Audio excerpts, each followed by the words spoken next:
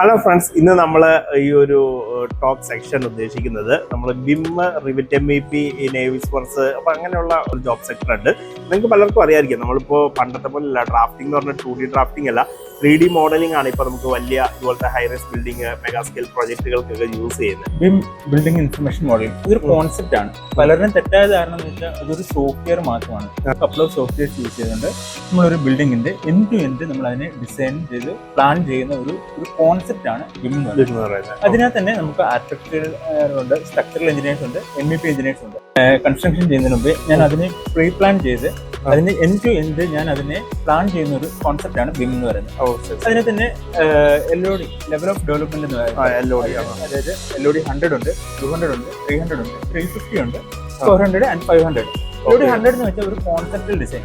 ഈ ബിൽഡിംഗ് ഇത്ര സൈസിലായിരിക്കണം, ഇത്ര ഫ്ലോർ വേണം, ഏത് സ്ട്രക്ചർ വേണം എന്നുള്ളതിനെ കുറിച്ച് ഒരു കോൺസെപ്റ്റ് ആണ് LOD 100. 500 എന്ന് പറഞ്ഞാണ് ആസ് ബിൽഡ് ഡ്രോയിങ് പറയുന്നത്. അപ്പൊ നമുക്ക് ഈ ബിമ്മേ ആർക്കൊക്കെ പഠിക്കാവുന്നതാണ് നല്ലത്? ആർക്കൊക്കെ പഠിച്ചാലാണ് നമുക്ക് ജോലി കിട്ടുക? നമുക്ക് ആർക്കിടെക്ചേഴ്സിന് പറ്റും. മെക്കാനിക്കൽ എഞ്ചിനീയേഴ്സിന് മെയിൻ ആയിട്ട് വരുന്നത് നമ്മുടെ HVAC, drainage, piping, fire fighting, ഇതെല്ലാം മെക്കാനിക്കൽ എഞ്ചിനീയേഴ്സിന്റെ കാറ്റഗറി.